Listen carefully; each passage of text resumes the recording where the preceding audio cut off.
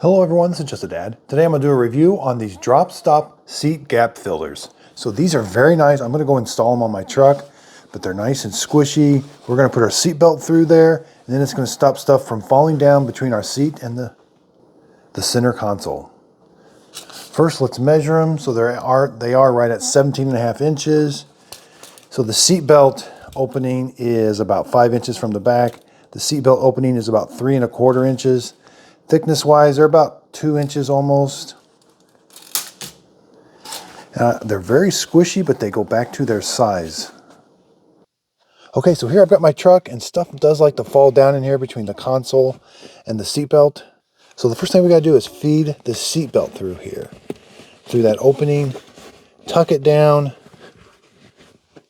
Okay, so you want to make sure and get it nice and tucked away from where the seat belt connects. You have to pull your cushion this way while you tuck that down. But now I can